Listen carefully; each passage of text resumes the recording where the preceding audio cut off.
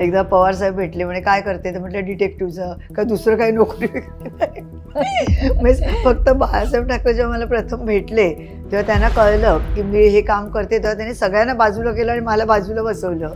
माझ्याकडे एक केस आली होती घरात, तिच्या कॅमेरा म्हणजे ती कोणाला येते भेटते जाते किती वाजता इथपर्यंत तिच्यावर वॉच होता. आणि मग मध्ये आम्ही एक टी व्ही घेतला आणि लकी ड्रॉचं नाटक केलं सगळ्या बिल्डिंगमध्ये. आणि लकी ड्रॉमध्ये तो तिला टी व्ही लावला आणि मग तिने तिचं नाव, नवऱ्याचं नाव, आडनाव हे सगळं लावलं. ते तिच्या हँडरायटिंगमध्ये घेतलं आणि मग ते त्याने बिचाऱ्याने कोर्टात दाखवलं आणि त्याने मला 5 तोळ्याचं बिस्किट दिलं सोन्याचं. त्यावेळी जात हा शब्दच काढून टाका, कारण प्रत्येकाची एक क्षमता असते. कोण डॉक्टर होऊ शकतो, कोणी काही, कुठल्याही जातीत कोणाचाही जन्म व्हावा, पण त्याच्याकडे जर ते क्वालिफिकेशन असेल, पुढे शिकायचं असेल, त्याला तिथे ॲडमिशन मिळणं गरजेचं आहे. बरोबर.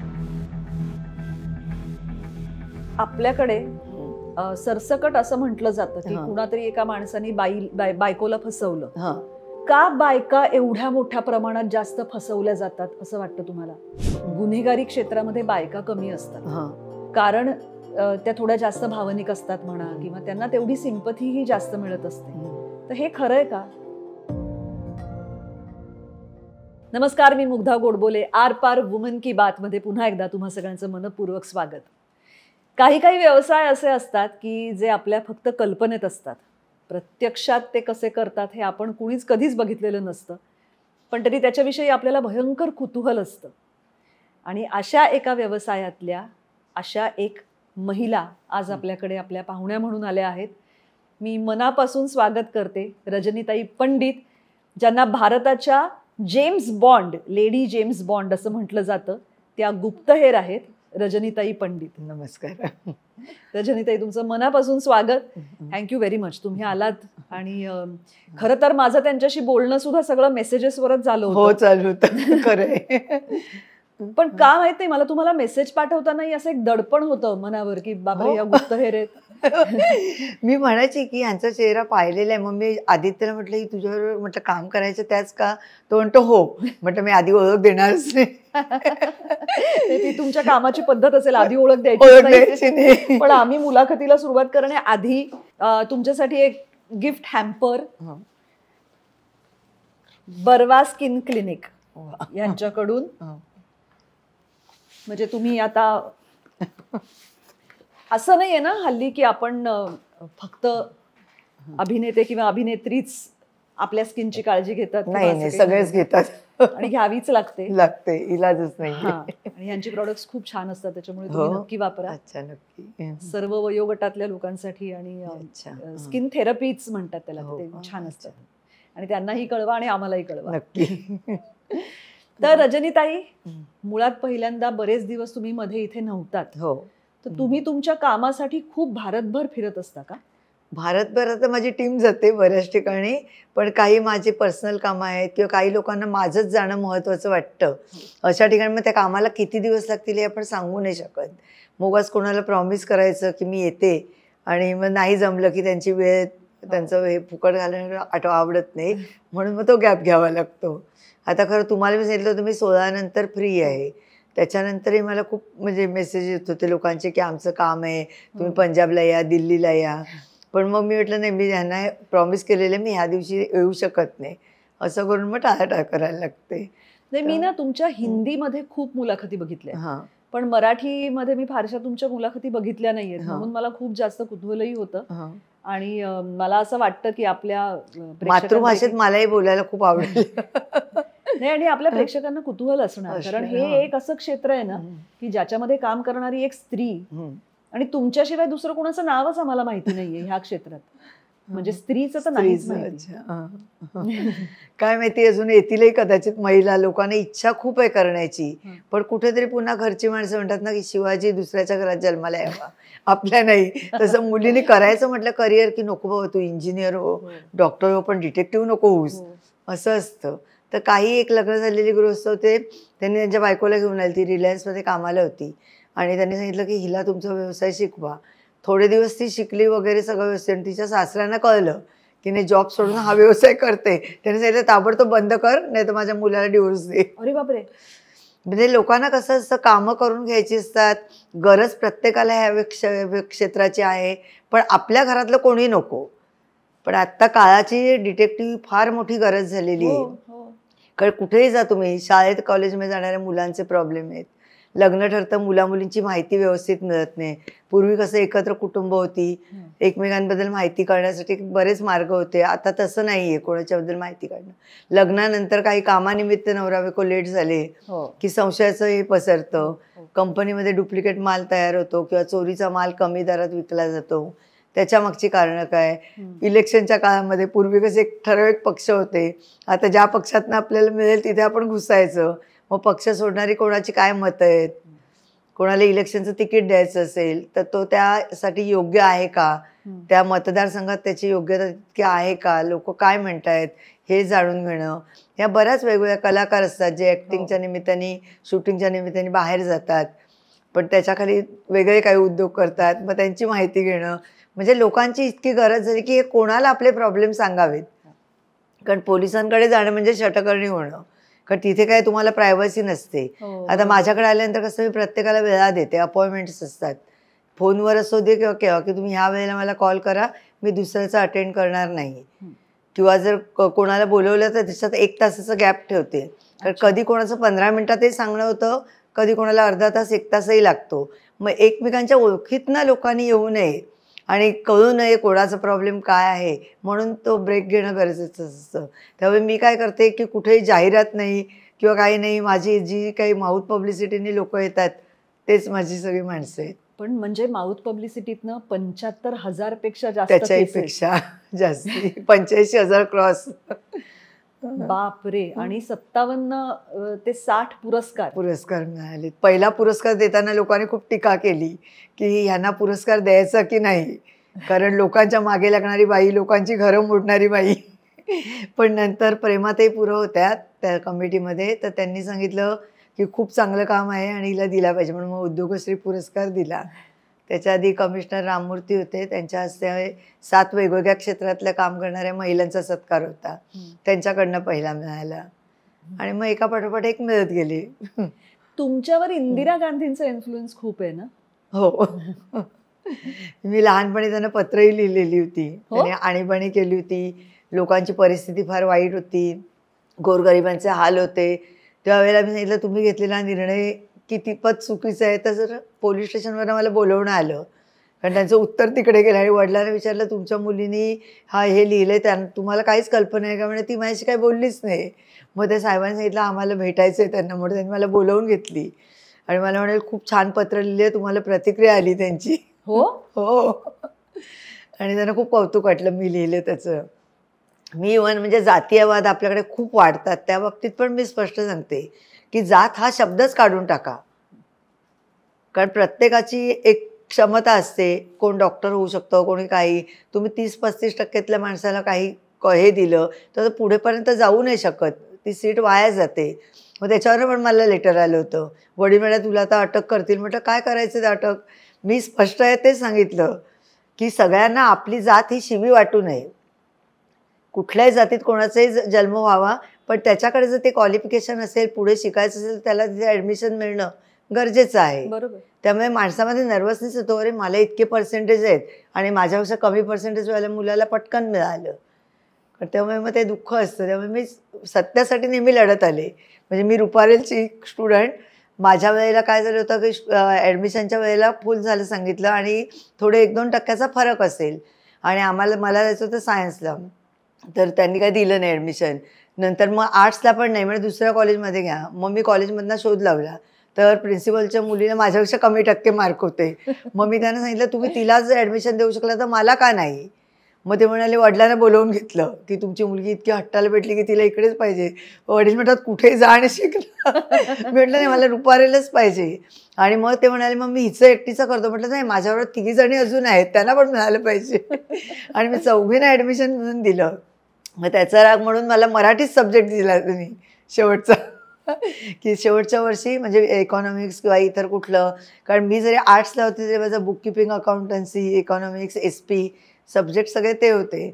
पण शेवटच्या वर्षाला त्यांनी सांगितलं की मराठी स्पेशल घेऊन ग्रॅज्युएशन करायला लागेल. म्हटलं कुठल्याही विषयात का जाईल, कारण नोकरी व्यवसाय आणि ह्याच्यात सगळ्यात डिफरंट असतो. आपण म्हणतो अरे हा डॉक्टर आहे, हा इंजिनियर आहे, पण नंतर सगळं हे बदलतं. कारण माणूस कुठे जाईल काय सांगता येत नाही. माझ्या डेस्टिनीमध्ये डिटेक्टिव्हचं होतं. ह्या बाबतीत असं म्हणायला लागेल की तुम्ही एकाच जातीचा पुरस्कार केला, ते म्हणजे बाईची जात. बाईची जात. पण तुमच्या क्षेत्रामध्ये बायका येत नाहीत याचं एक सगळ्यात महत्वाचं कारण म्हणजे इथे असलेली सुरक्षिततेबद्दलची भीती किंवा काळजी. काळजी. कारण कितीही म्हटलं तरी सुद्धा तुम्ही सतत गुन्हेगारी ह्या क्षेत्राशी संबंधित काम करत असता. बरोबर आहे. पण काही चांगली लोकही असतात की ज्यांच्यावर उगाच आरोप केले जातात. त्या माणसांबद्दल काही वेडंवाकडं बोललं जातं. एखादी बाई चांगली असेल पण तिच्याबद्दल इतक्या अफवा उठवल्या जातात की ती रस्त्याने चालली की तिच्यावर कॉमेंट्स पास करणं, गाणं. मग ह्याच्यामागे कोण माणूस आहे, काय आहे. तर आपण तिला जर आधार दिला. माझ्याकडे एक केस आली होती आणि ती इतकी कावरी होऊन माझ्याकडे आली होती. तर मी म्हटलं काय झालं, प्रॉब्लेम काय.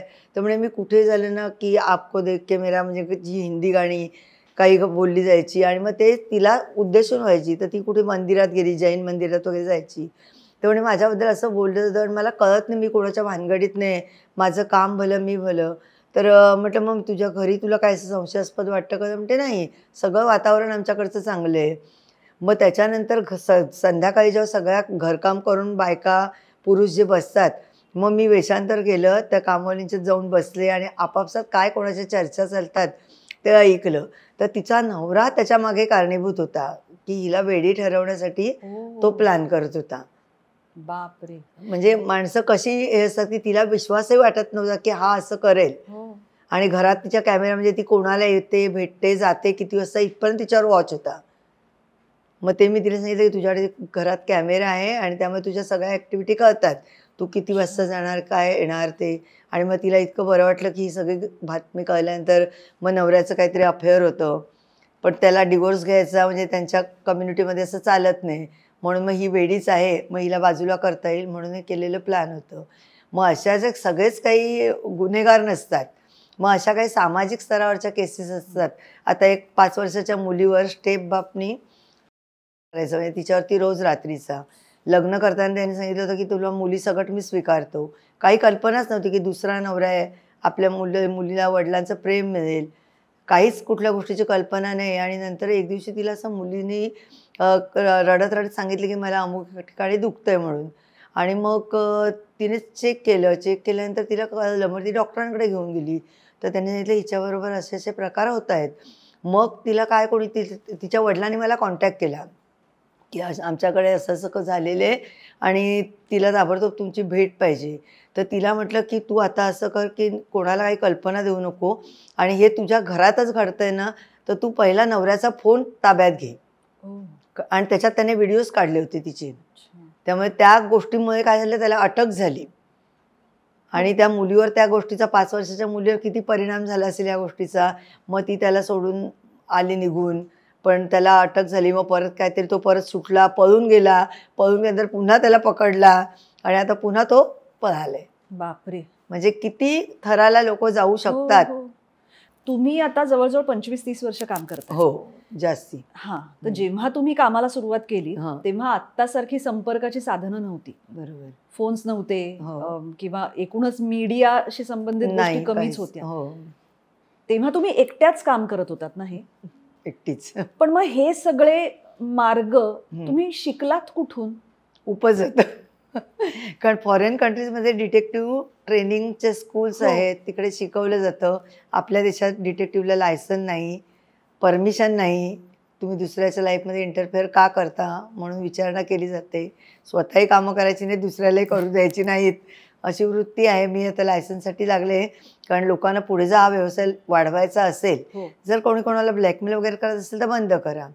पण निदान लायसन तुम्ही दिलं तर लोकांना उघडपणे करता येईल. कारण एखाद्या घरात चोरी झाली, आपण तिकडे उभं राहिलो कंटिन्यू, कारण एखादी घरातली कामवाली चोरी करणारी असते, कारण कोणी घरातली व्यक्ती असेल आणि त्या व्यक्तीचा पाठलाग करून ती कुठे कुठे जाते आणि कुणाला भेटते. त्या काळात एखाद्या सोनाराकडे गेली का, आणखीन जिथे कामं करते तिथे तिने हा प्रकार केलाय का, मग ही माहिती काढण्यामुळे पोलिसांकडे एवढा वेळ नसतो.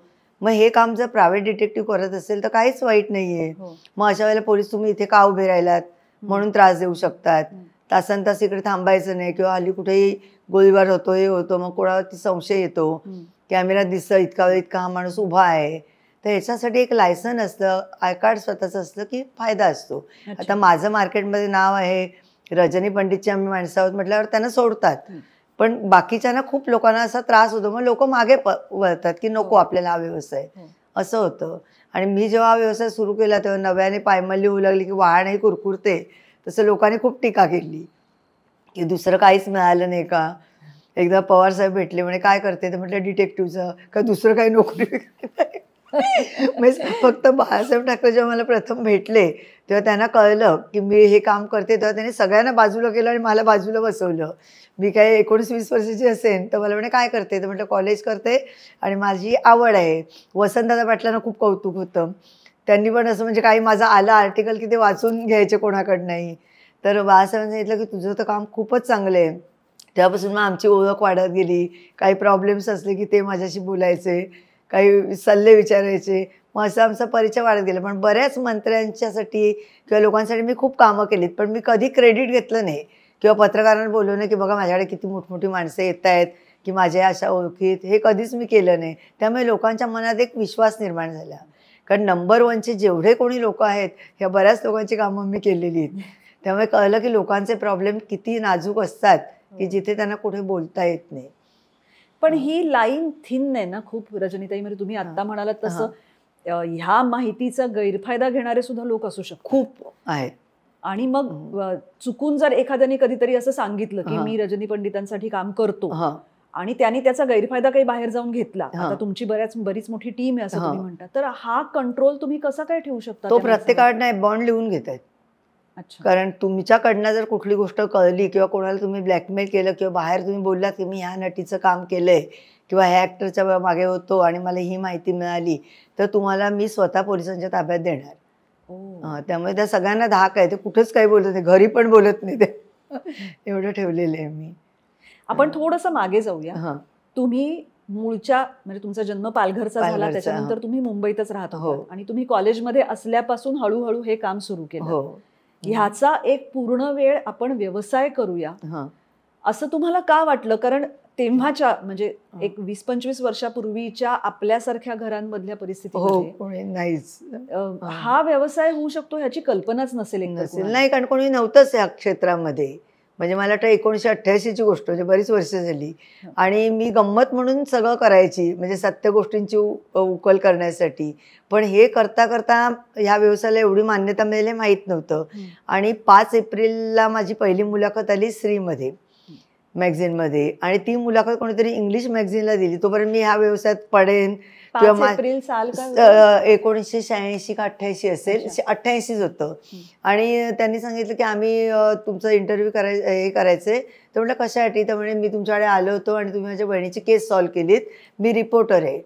तर त्यांनी इंटरव्ह्यू केला आणि त्याच वेळेला मला बरोज वेलकम, जॉन्सन जॉन्सनमध्ये मी 3-3 महिन्यासाठी जॉब करायचे, कारण सकाळचं कॉलेज, दिवसभर काय करणार. तर असं म्हणजे जॉब करायचं आपल्या आयुष्यात एवढं आपलं ठरलं होतं. पण त्याच्यानंतर जी प्रसिद्धी मिळत गेली ना, त्याच्यानंतर जाहिरात द्यायला गेले, कोणी जाहिरात घेईना, म्हणजे डिटेक्टिव्ह आपल्याकडे नाहीच आहेत कोणी. जे आहेत ते आर्मीतले लोक आहेत, पोलीस खात्यातले आहेत, महिला तर कोणी नाहीच आहेत. मंत्रालयात गेले, तिथे चौकशी केली, तिथे कोणी काही उत्तर देईना. म्हणजे सिक्युरिटीचं लायसन आहे पण ह्याचं नाही मिळत. म्हटलं हा व्यवसाय करायचा कसा आणि लोकांपर्यंत बातम्या जाणार कशा, काहीच नव्हतं. आणि तेवढ्यात ती मुलाखत आली, ती कोणीतरी दिल्ली दूरदर्शनच्या मॅगझिनने, इंग्लिश मॅगझिनला आली दिल्लीच्या, आणि तिकडनं मुंबई दूरदर्शन, दिल्ली दूरदर्शन, तेव्हा DD1 आणि DD2 हे 2च होते. तर दिल्लीवरनं मुलाखत घेण्यासाठी माणसं आली की म्हणे तुमचा इंटरव्ह्यू करायचा. म्हटलं कशासाठी? तर म्हणे तुम्ही डिटेक्टिव्हचं काम करता आणि कोणीच नाही आहे या क्षेत्रामध्ये, तर आम्ही सांगू तसे तुम्ही कपडे वगैरे घातले पाहिजेत. आणि त्यापूर्वी म्हटलं कसे कपडे? नाही म्हणे फॉरेनला वगैरे कसे डिटेक्टिव्ह काळा कोट कॅप. म्हटलं मी अजिबात घालणार नाही, गॉगल वगैरे. म्हटलं मी नाही हे करणार काही, मी आहे तशी दाखवणार असाल तर मी इंटरव्ह्यू करते, नाही तर मी करणार नाही. तर म्हणे आम्ही 5-6 जणांकडे गेलो, तर ते म्हणे काही कॉस्ट्युम घालायला तयार होतं, पण तुमची अट मोठी आहे. आणि मग तो एपिसोड त्यांनी दाखवला जेव्हा 19 नोव्हेंबरला इंदिरा गांधींचा वाढदिवस, त्यावेळी त्यांच्याकडे 2 पत्रांनी रूम भरल्या गेल्या आणि त्यांनी सगळं ते माझ्या घरचा पत्ता वगैरे तो सगळा दाखवला. त्यामुळे रात्रभर, आणि तेव्हा MTNLच्या पण लाईन नव्हत्या, म्हणजे माझ्याकडेही फोन नव्हता, शेजारी एकाकडे फोन होता, त्यांच्याकडे नंबर शोधून लोक कॉल करायला लागलेले. मग सुधीर भाऊ जोशी होते, तर त्यांना मी सांगितलं मला फोनची आता गरज आहे. मग त्यांनी पटकन मला नंबर मिळवून दिला आणि माझ्या घरी फोन आला. मग लोकांचे कंटिन्यू 12, 1, 2 फोन. आमचे असे असे प्रॉब्लेम नाहीत. मग मला मागे वळून बघायची वेळच आली नाही. मग सगळ्या इंग्लिश मॅगझिनमध्ये, कन्नड, तामिळ, कुठलीच लँग्वेज बाकी नाही की ज्याच्यात माझे इंटरव्ह्यू आले नाहीत. आणि मराठी माधव गडकरी लोकसत्ताचे संपादक होते, तरी खूप मोठं आर्टिकल माझ्यावरती लिहिलं होतं आणि ते वाचून लोकांनी सांगितलं आम्हाला रजनी पंडितचा पत्ता पाहिजे. तर त्यांनी मला विचारलं मी देऊ का तुला तुझा ॲड्रेस. म्हटलं त्या लोकांना गरज आहे तर. मग त्यांनी तो ॲड्रेस डिक्लेअर केला. म्हणजे लोकांना ह्या गोष्टीची माहितीच नव्हती की आपल्याला एखाद्या गोष्टीची माहिती कशी मिळवायची. आणि मी कसं काम शिकत गेले. आपण सगळीकडे जातो, लोक विचारतात अनुभव काय आहे. तर अनुभव जेव्हा आपण काम करतो तेव्हाच आपल्याला येत जातो. जशी एक एक केस येत गेली तसे तसे माझे अनुभवातनं मी नवीन नवीन शिकत गेले. आणि अगदीच 5वी 6वी केस होती जी मर्डर केस होती. आणि मी असेच एका मंत्र्यांकडे गेले होते आणि त्यांच्या ओळखीतनं ती लोक मला म्हणाली की यांचा असा असा प्रॉब्लेम आहे आणि जिच्यावरती आरोप आहेत तो ज्या माणसाने मर्डर केलं आहे तो सापडत नाही आहे, तर तू करू शकशील का. तर म्हटलं करेन. आणि तेव्हा काही गाडी वगैरे नव्हती, टॅक्सीने, रहदारी एवढी नसायची. तर ती बाई रात्रीच्या वेळी घराबाहेर पडायची ज्यांना कोणाला भेटायचं त्यांना. पण रस्ता सुमसान, माझ्यावर माझा मोठा भाऊ असायचा. तर रात्रीच्या वेळी पाठलाग करणं कठीण. म्हटलं आता करायचं काय. मग शेवटी म्हटलं हिच्या घरात प्रवेश केल्याशिवाय हिची काय पुढची स्ट्रॅटेजी आपल्याला कळणार नाही. मग शेवटी तिच्याकडे 2 मसाजर वगैरे यायचे, त्यांना मी गाठलं आणि म्हटलं मला कोणीच नाही हो, मला तुमच्याकडे काम मिळेल का. तर म्हणे आम्ही मालकणीला विचारून सांगतो. मग त्यांनी तिच्याकडे नेलं. संध्याकाळी मला सांगितलं तू आम्हाला भेट. तर म्हणे आमची मालकीण तयार आहे. आणि तिचं त्याच वेळेला एका पुस्तकामध्ये बातमी छापून आली होती की अशी अशी बाई आहे की तिने नवऱ्याचा आणि मुलाचा खून केलाय. अरे बापरे. आणि म्हटलं आता आपल्याला तर ही कधी मारून टाकेल. आणि त्यामुळे ज्यांनी काम दिलं होतं रिलेटिव्हनी त्यांनी सांगितलं होतं की काम करताना जपून, हिचा काही भरोसा नाही आहे जरा जे. पण मला काय म्हणजे पहिल्यापासून मी मृत्यू किंवा भीती हा शब्दच माझ्या शब्दकोशात नाही आहे. त्यामुळे म्हटलं मी करून बघते. आणि मी तिच्या घरी राहिले. तिचं खूप बारीक लक्ष असायचं. तर एकदा तिला चक्कर आली म्हणून मी तिला मेडिसिन वगैरे दिलं, लिंबू पाणी वगैरे. तर तिने मला सांगितलं आता घरकाम करू नको, तू माझी केअरटेकर राहा. मी म्हटलं उत्तमच झालं. म्हणून मी केअरटेकर राहिले. आणि मग तिच्याकडे जो माणूस यायचा त्यांची लँग्वेज वेगळी होती. मग ते बोलताना मी टेप रेकॉर्ड ठेवलं होतं. आणि आत्ता कसं आहे की 30-30 तास चालणारे रेकॉर्डर आहेत. पहिलं 30 मिनटं झाली की ते आवाज यायचा खटकन. आणि तसा मी ठेवला होता आणि तो आवाज झाला. ती जागृत होती. ती म्हणाली तुझ्याकडे काय आहे. म्हटलं काहीच नाही आहे. मी तो पटकन सोफ्याखाली ढकलून दिला. तर म्हणे मला डाऊट आहे की तुझ्याकडे काहीतरी आहे. म्हटलं आता ही माझ्या मागावर राहणार. म्हटलं खरंच काही नाही आहे, तुम्ही चेक करा मला. माझं म्हटलं काय मला कोणी नाहीच आहे, माझे पाशच नाही आहे तिथे, तर मी काय करणार तुमच्या बाबतीत. तर मग तिने असं दाखवलं नाही. पण ती नंतर ना तिने माझ्या मागावर माणसं ठेवली. मग मी घरच्यांना सांगितलं की आता माझ्या मागे कोणी ना कोणी असणार, तर मी घरी येणार नाही जोपर्यंत काम सक्सेस होत नाही. आणि मग मी तिकडे थांबल्यानंतर एकदा तो मनुष्य आला. तेव्हा मी त्यांना ती वर्णन सांगितलं की असा असा मनुष्य आहे, तिला भेटायला आला होता. आणि त्यामुळे हाच माणूस आहे, परत आला की आपल्याला त्याला पकडायचं. असं पोलिसांनी सांगितलं. नाही, पोलिसांनी नाही, ज्यांनी काम दिलं होतं नातेवाईकांनी. पोलीस त्या बाईला सामील होते. हां. आणि मग त्याच्यानंतर मी जेव्हा तिच्यावर राहिल्यानंतर ते सेकंड टाईम जेव्हा तो मनुष्य आला तेव्हा म्हटलं आता परत येणार नाही. कारण तिने पैशाची बॅग भरली होती आणि सांगितलं होतं की तू हे पैसे घेऊन जायचं, ते परत काही यायचं नाही. तेव्हा मोबाईलही नव्हते. म्हटलं आत्ता काहीतरी केल्या करून आपल्याला बाहेर पडायचं आहे. मग मी पायाला जखम करून घेतली सुरी पाडून. ब्लड आलं. तर ती म्हणते काय झालं. म्हटलं नाही सुरी पडली कांदा कापताना. म्हणून तिने पायावर सुरी पडलेली बघून मला सांगितलं खाली जाऊन बँडेज करू नये. मी खाली गेले, त्या लोकांना रुपया टाकून फोन केला, कॉईन टाकून, आणि सांगितलं असं असं आहे का. तेव्हा ते डबे असायचे ना फोनचे, तर त्याच्यात मी म्हटलं आणि असं असं तो आता लगेच निघेल. मग तेवढ्यात अर्ध्या तासात ते लोक पोलिसांना वगैरे घेऊन आले आणि त्या दोघांना पकडून घेऊन गेले. बरं रजनीताई, मला सांगा, मुळात ह्या क्षेत्राची बेसिक गरज गुप्तता ही आहे. पण जर एवढा पेपरमध्ये तुमचा फोन आणि तुमचा पत्ता जर देत होते, तर जेव्हा एखाद्या गुन्ह्याची तुम्ही उकल करत होतात आणि त्याच्यामुळे तो आरोपी पकडला जात होता, त्यांनी डूक धरून नंतर परत तुमच्यावरती हल्ला केला वगैरे असं कधी काही झालं असतं तर? झालं असतं तर ना, झालं कारण ती बाई पण आता हयात नाहीये, तिचाही खून झालाय म्हणून मी ती केस डिक्लेअर करते. आणि दुसरं म्हणजे बाकीच्यांचे पेपर मी केलेत कामं, पण काही लोक म्हणतात तुम्ही आमचं गुपित उघड कसं आणलं ना, तुम्हाला बघून घेतो. म्हटलं कधी मारायला येतोस, उतरते मी खाली. मी नाही तर कोणीतरी दुसरं करेल असं सांगितलं की माणसं वाटेल जात नाहीत. पण तुमच्या घरचे, जसं तुम्ही हा. आता म्हणालात की तुमचा भाऊ तुमच्या बरोबर असायचा, हा. तर तुमच्या घरच्यांचं काय एकूण ह्या सगळ्याविषयी म्हणणं होतं? म्हणजे नाही, त्यांना आईला पहिल्यापासून माहिती होतं की मी जिद्दी आहे, चिकाटी आहे, एखादी गोष्ट करायची म्हटली तर ती करणारच. वडील विरोधात होते. ते म्हणाले काही सोपी गोष्ट नाहीये, जेवढं वाटतंय ना तुला हो. की खूप कौतुक आहे कामाचं वगैरे, पण कधीतरी तू अडकशील. तुमचे त्या वडील प्रकारे- पोलीस हो डिपार्टमेंट होते. पण त्यांना अजिबात पोलीस स्टेशनला वगैरे गेलेलं आवडायचं नाही. फक्त त्यांना माहिती होतं की ही बुद्धीने हुशार आहे, ही काहीतरी करणार. कारण मी पत्र लिहायची, त्यामुळे त्यांना ते बघ माहिती होतं. तर त्यामुळे मला म्हणायचं की बघ करशील पण जपून कर. पण नंतर इतकी प्रसिद्धी वगैरे मिळाली, तेव्हा कसं पेपरला जरी आलं तर लोक इतके झटकन ओळखायचे नाहीत. आणि मी बाहेर पडताना माझ्या कानात तसं टिकली नसते, केस पिंचरलेले असतात, अवतारत असते. त्यामुळे खूप लोक कन्फ्यूज होतात, हीच ती रजनी पंडित का म्हणून. त्यामुळे खूप लोक असे ओळखत नाहीत. आणि आत्तापर्यंत एवढं यूट्यूबवरती वगैरे लागोपाठ एवढ्या मुलाखती झाल्या. ट्रेननी बसने येते, काही लोक बसमधनं उतरताना मागे वळून बघतात. आता मध्ये याचा डान्स, इंडिया डान्समध्ये मला बोलवतं गेस्ट म्हणून. तर मी 2 दिवसांनी बसमधनं गेले, माहीम चर्चच्या तिकडे उतरले. त्या 2 बायका म्हणतात की रजनी पंडित है, उस दिन प्रोग्राम में देखा. तर मी काही दाखवत नाही चेहऱ्यावरनं मी ती आहे का. मागे वळून बघतात, परत पुढे जातात. मग शेवटी एखादी हिंमत करून विचारते, तुम्हीच का? त्या म्हटलं हो. पण मला सांगा की ह्या एवढ्या सगळ्या केसेस तुम्ही 75,000 केसेस आजपर्यंत तुम्ही केले 85,000 झाले आता. 85,000 ह्या सॉल्व्ह केल्यात आणि ह्याच्यामध्ये तुम्ही असंख्य प्रकारच्या माणसांना भेटला. हो.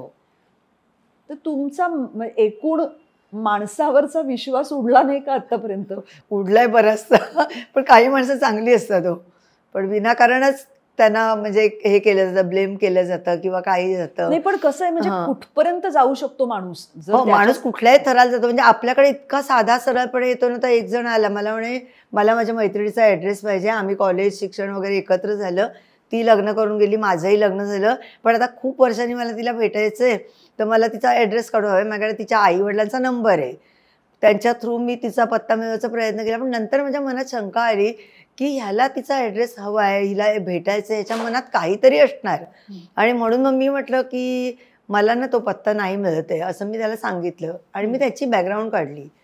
तेव्हा कळलं की म्हणजे तो मित्रांच्यात बोलत होता एका ठिकाणी की मला ना तिच्यावरती ॲसिड टाकायचे आणि मला तिला आयुष्यातनं उठवायची. म्हणजे त्याच्याकरता त्याला ते पाहिजे होतं, कारण त्याने तिला नकार दिला होता.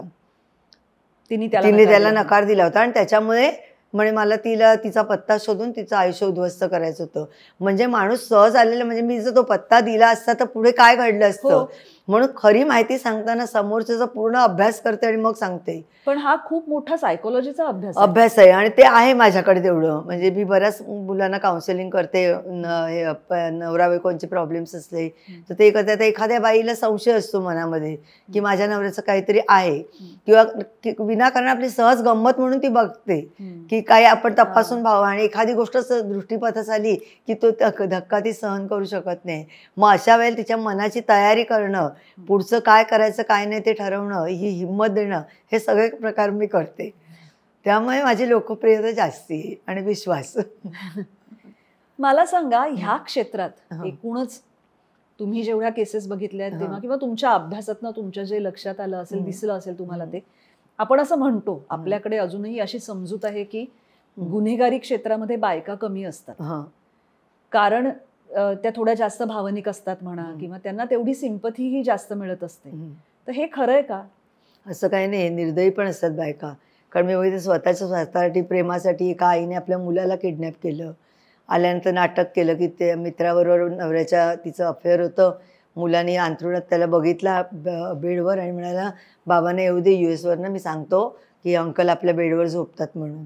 तर तिला अशी कुठेतरी भीती होती की नवरा आल्यावर जर मुलाने सांगितलं तर तो येण्यापूर्वीच त्याला बर्थडेच्यासाठी पाठवला आणि तिकडनंच त्याला बंगल्यावर लोणावळ्याला मैत्रिणीच्या पाठवला.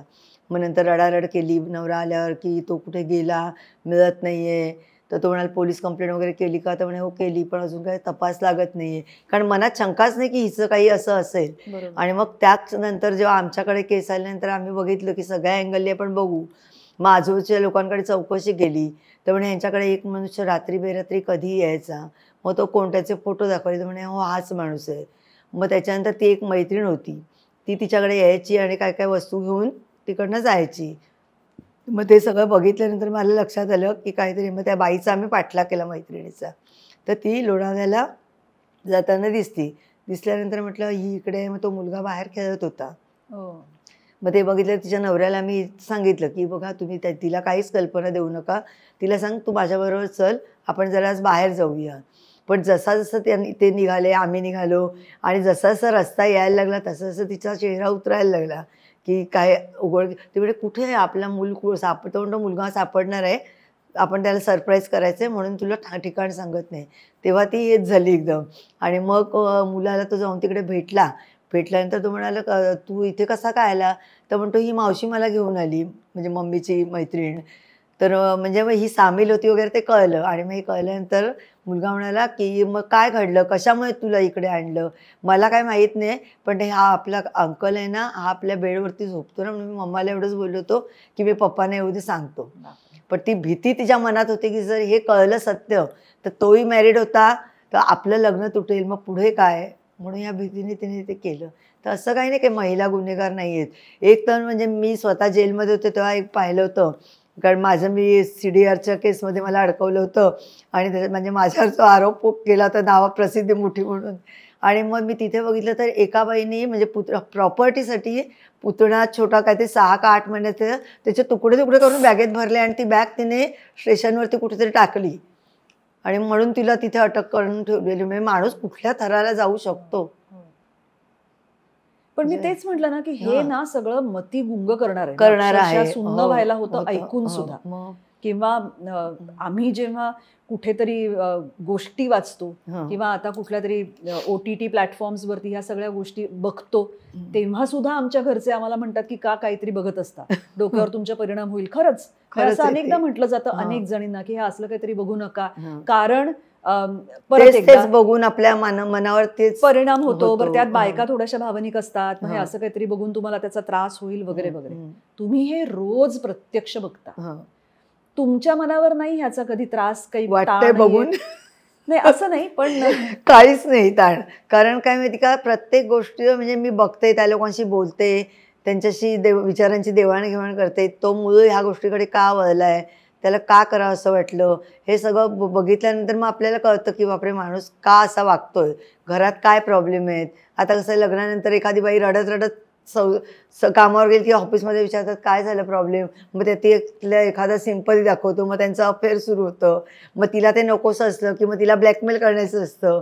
मग ब्लॅकमेल होण्यापेक्षा आत्महत्या करावी म्हणून तो प्रयत्न केला तो. असे सगळे वेगवेगळे प्रकार मी जाते. मग त्या लोकांना काउन्सिलिंग करून तुम्ही हे करू नका, ते करू नका, घाबरू नका असं सांगून त्यांना तयार करते. आता मला सगळेजण म्हणतात की आम्ही 4-4, 5-5 वर्षांनी जॉब बदलतो, काहीतरी तुम्ही म्हणे इतकी वर्ष हा व्यवसाय करताय, तुम्हाला कधी वाटत नाही का. म्हटलं मी मनापासून करते, त्यामुळे मला कधीच असं वाटत नाही की आपण चेंज व्हावं. म्हटलं जोपर्यंत माझा श्वास चालू आहे तोपर्यंत मी करत राहणार. एक अगदी मी तुम्हाला म्हणजे तुम्ही माझ्यावर चिडू नका मी असं म्हणतेय म्हणून, पण एका गरजेपेक्षा जास्त दुसऱ्याच्या आयुष्यात डोकावणाऱ्या माणसाला आपल्याकडे फार बऱ्याने बघत नाही. म्हणजे शुद्ध मराठी भाषेत बोलायचं तर हा भोचकपणा तू का करतेस असं विचारतात. म्हणजे जर मी उद्या असं काही करायला गेले तर मला तर सगळे असं विचारते. तर तुम्हाला तुमच्या जवळच्या माणसांकडनं कधी विरोध नाही झाला किंवा तुम्ही स्वतःच म्हणजे तुमच्या पर्सनल आयुष्यामध्ये तुमचं लग्न, तुमचा संसार ह्या सगळ्याच्या हे सगळं बाजूला सारून तुम्ही ह्या व्यवसायात होतात, इतका तुम्हाला याच्यात खरंच रस वाटतो? मनातनं गरज आणि मनातनं समाधान की आपण कुणाच्या आयुष्यात आयुष्य कोणाचं तरी सुधारू शकतो, सत्य समोर आणू शकतो, याचं मला खूप मनापासून समाधान वाटतं. आणि म्हणजे माझे क्लायंट आहेत ना, ते माझ्यासाठी इतकं जीव टाकतात की मला म्हणजे असं वाटतं की ह्यांचा आशीर्वाद हीच माझी मोठी बँक आहे. म्हणजे जरा कुठे काय झालं की नाही तुम्ही तुमची तब्येतीची काळजी घ्या, अमुक करा. आणि खरोखर म्हणजे लोकांचं प्रेम, म्हणजे क्लायंट माझी म्हणजे तेवढ्यापुरती मैत्रीण असते. तर ते आता एकीने मला 1.5 लाखाची अंगठी दिली. तिला जेव्हा सगळं नवऱ्याचं सत्य कळलं की सख्ख्या वहिनीबरोबर त्या दोघांचं सूत होतं आणि ती पैसे कुठे गुंतवायचे काय वगैरे मार्गदर्शन करायची. मग त्याचा पैसा होऊन ते प्रेमात पडले वगैरे. आणि नंतर त्यांचे खूप काही गोष्टी त्यांच्या दृष्टीपथास आल्यानंतर ते सगळं सत्य कुठे भेटतात काय हे काढून दिल्यानंतर ती म्हणाली मी किती अंधारात होते की माझी वहिनी म्हणजे राखी वगैरे बांधायची यांना आणि कुठे प्रेमात हे झालं आणि माझी फसवणूक करतायत. मग ती म्हणाली हे सत्य तुमच्या म्हणून 1.5 लाखाची हिऱ्याची अंगठी दिली.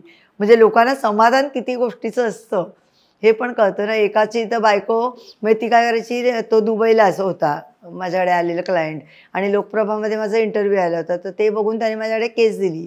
आम्ही एकमेकांना बघितलं होतं. मी अमुक एक रक्कम सांगितली, त्यांनी ती पाठवून दिली. आणि त्याच्यानंतर त्याची बायकोने काय केलं होतं, ती लग्न करायची, प्रत्येक वेळी पत्ता बदलायची आणि याला डिवोर्स पण देत नव्हती. अरे तर तो बापरे. म्हणाले एकच ॲड्रेस माझ्याकडे आहे आणि बाकी ती ॲड्रेस बदलतच राहते. आता मला तिच्यापासून सेपरेट व्हायचं, मी काय करू? तर म्हटलं आपल्याला तिचा पत्ता शोधायला लागेल आणि तुमच्याकडे तर काहीच माहिती नाही आहे. तर म्हणे ती कोणाच्या संपर्कात नाही आहे, माझ्या म्हणजे घरच्यांच्या लोकात नाही, माहेरच्यांच्यात नाही आहे. मग एक पत्ता शोधता शोधता दुसऱ्याने सांगितलं अमक्या ठिकाणी गेली, तिकडनं शोधला, मग तिसऱ्या ठिकाणी, असं करून करून शेवटी तिचा आम्ही शोध लावला. आणि शोध लावल्यानंतर तर तिने लग्न केले आणि ती नाव त्या नवऱ्याचं लावते, हे कोर्टाला आपल्याला दाखवायचं आहे. मग ते इतकं डोकं लढवायला लागलं की शेवटी त्याला म्हटलं आता आपल्याला एक आयडिया करावी लागेल की एखादी गिफ्ट घ्यावं लागेल आणि ते तिला द्यावं लागेल. आणि मग आम्ही एक टी व्ही घेतला आणि लकी ड्रॉचं नाटक केलं सगळ्या बिल्डिंगमध्ये. आणि लकी ड्रॉमध्ये तो तिला टी व्ही लावला आणि मग तिने तिचं नाव, नवऱ्याचं नाव, आडनाव हे सगळं लावलं. ते तिच्या हँडरायटिंगमध्ये घेतलं आणि मग ते त्याने बिचाऱ्याने कोर्टात दाखवलं आणि त्याने मला 5 तोळ्याचं बिस्किट दिलं सोन्याचं त्यावेळी. म्हणजे किती ह्याच्यातनं सुटका केली. म्हणजे ह्याच्यातनं समाधान जे असतं ना, ते फार महत्वाचं असतं कामाचं. मला सांग रजनीताई की आपल्याकडे सरसकट असं म्हटलं जातं की कुणातरी एका माणसाने बायकोला फसवलं. का बायका एवढ्या मोठ्या प्रमाणात जास्त फसवल्या जातात असं वाटतं तुम्हाला? त्या थोड्या सेन्सिटिव्ह असतात. कोणाचं जास्त प्रेम मिळालं, ओलावा मिळाला की लगेच फसून जातात आणि मग रडत बसतात.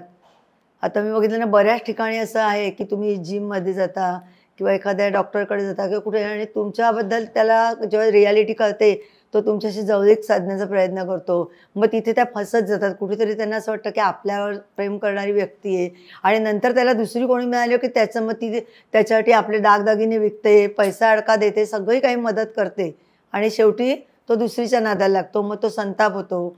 मग सांगायचं की तो आता आणखीन कोणाला फसवतोय ते बघा.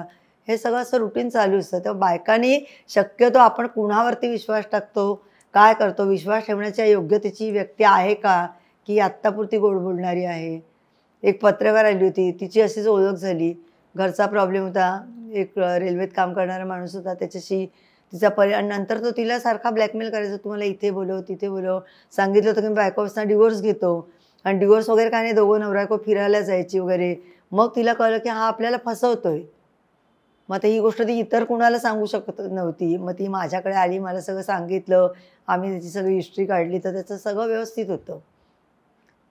आत्ता कसं आहे, मीडियामुळे तर फॉरेनच्या लोकांनाही कळतं की इकडचा एखादा मुलगा असतो, तो तिथे जाण्यासाठी त्यांच्याशी मैत्री करतो, सलगी करतो, ती बिचारी सगळं पाठवते याच्यासाठी, त्याला बोलवून घेते, तो प्रॉमिस करतो की मी तुझ्याशी लग्न करणार, प्रेग्नंट राहते, नंतर त्याचा फोन बंद असतो, काहीच होत नाही. मग त्यावेळेला त्याचा शोध घ्यायचा, तो कुठे काय आहे ह्याच्यासाठी. त्या लोकांना तर मी ऑस्ट्रेलिया, अमेरिका, US, जर्मनी सगळ्या लोकांचे कॉन्टॅक्ट माझ्याकडे आहेत.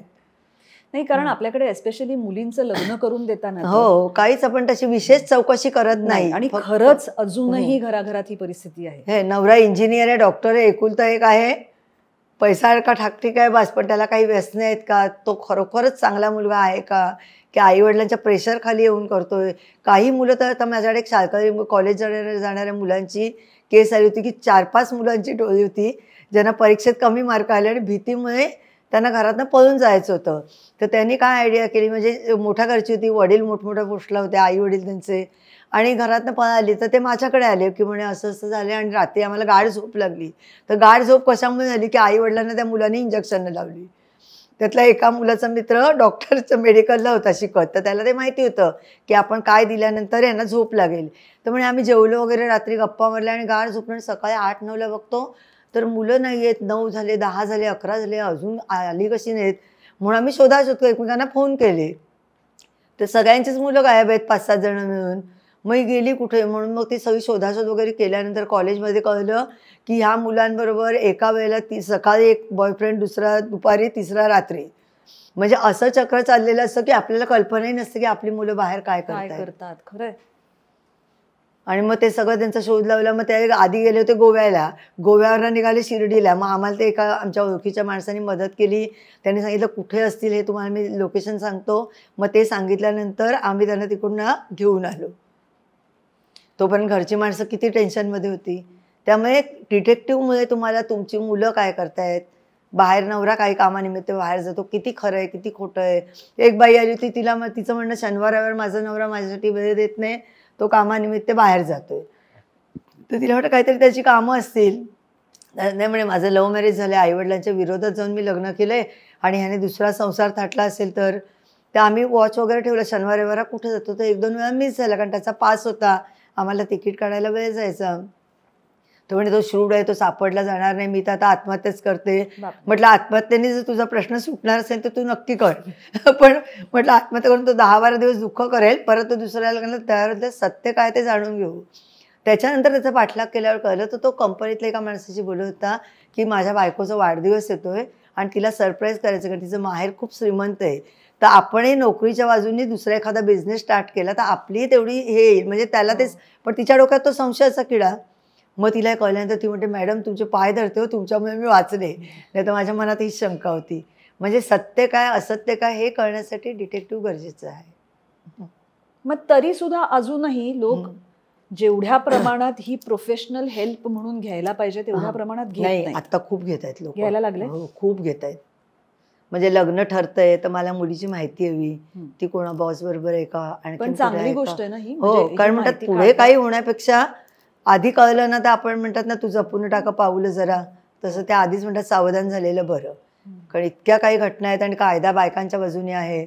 एक डॉक्टर सारखा मुलगा सुद्धा फसला होता आणि त्याला पोलीस म्हणायचे आम्ही तुला अरेस्ट करू. ती मुलगी म्हणायची की मला ह्याच्यात इंटरेस्ट नाही, हा माझ्यावर फोर्स करतोय, आणि ती ऑलरेडी प्रेग्नंट होऊन याच्याशी लग्न केलं होतं. म्हणजे कुठल्या थराला लोक जातात. आणि ती म्हणायची माझ्या कायदा आमच्या बाजूनी आहे. आता त्यावेळेला तो अटक होईपर्यंत त्या बाईची तपासणी होईल, तिची प्रेग्नन्सी सिद्ध होणं किती कठीण होतं. तोपर्यंत त्याचं आयुष्य बरबाद ना. एक दुसरी केस होती धुळ्याची माझ्याकडे, तिकडची ती मुलगी लग्न केलं एका मुलाशी, तिकडनं आली माहेरी जाते सांगून आणि दुसऱ्या मुलाबरोबर शिक्षकाबरोबर पळून गेली. आई वडिलांनी आरोप केला की तुमच्याकडे आमची मुलगी होती, तुम्ही तिला मारलीत आणि कुठेतरी फेकून दिली. आई वडील मुलगा तिघांनाही अटक झाली होती.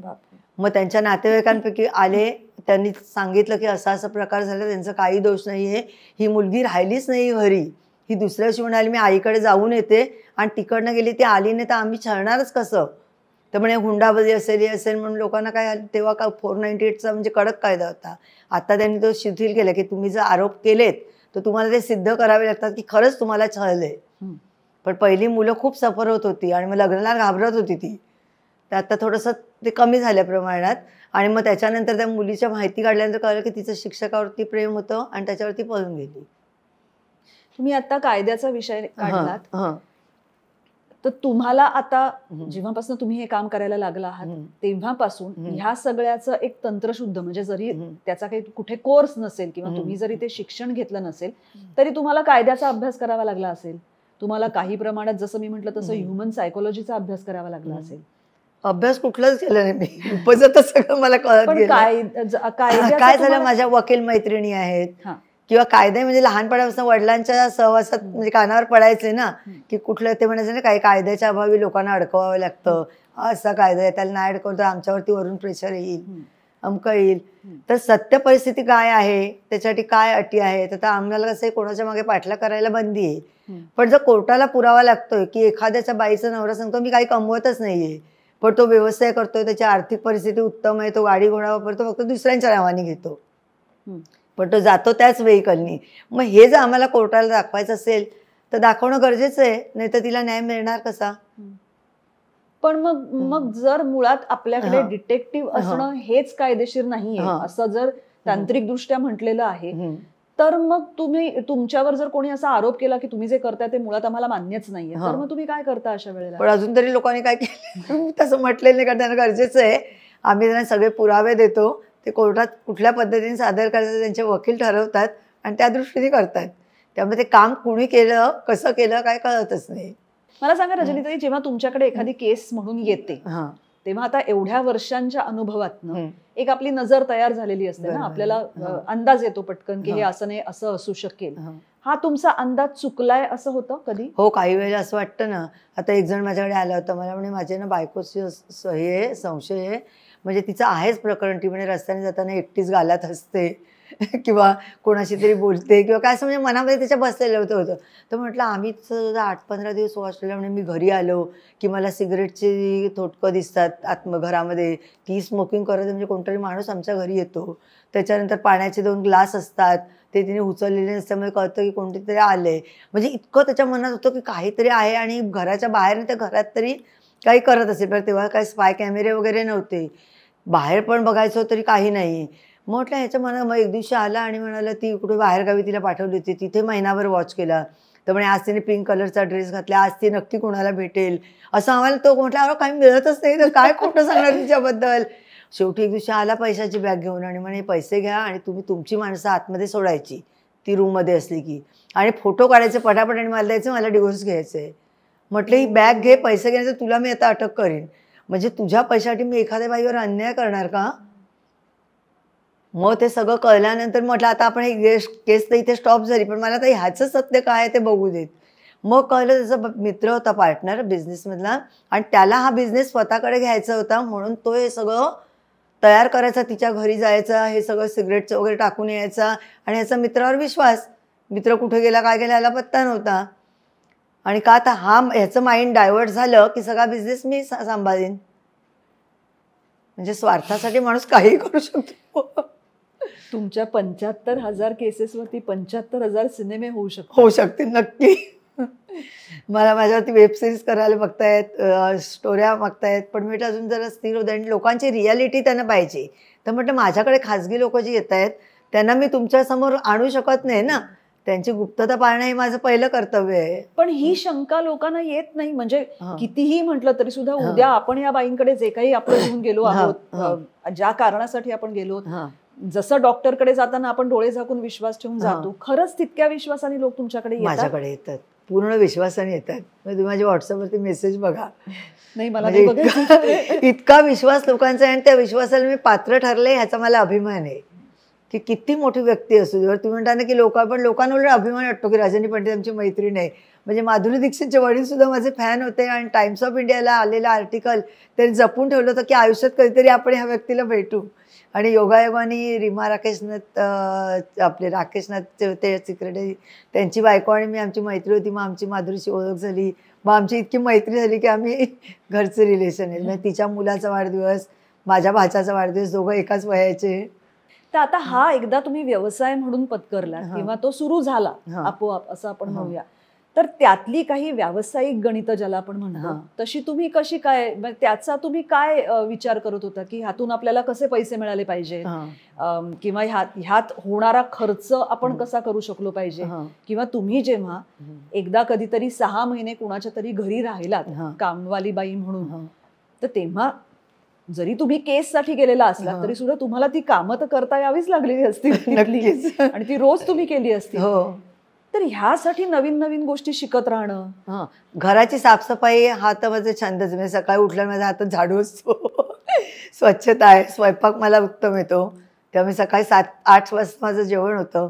मग पूर्ण वेळ लोकांच्या अपॉइंटमेंट आणि माझं काम चालू असताना कानाला फोन असतो सकाळी 6 वाजल्यापासून ते का रात्री झोपेपर्यंत. मग रात्री 1:30ला फोन येऊ दे, 2 मी फोन उचलले नाही असं कधी घडणारच नाही असं. पण तुम्ही, मी म्हटलं तसं की याची आर्थिक बाजू कशी सांभाळत होता? आर्थिक बाजू म्हणजे आता खूप असा लोभ नाही धरला मी पैशा बाबतीत. म्हणजे माझ्यानंतर काही 1-2 डिटेक्टिव्ह जे आलेत त्यांच्या अलिशान गाड्या वगैरे, पण मी तसा शोकच ठेवला नव्हता.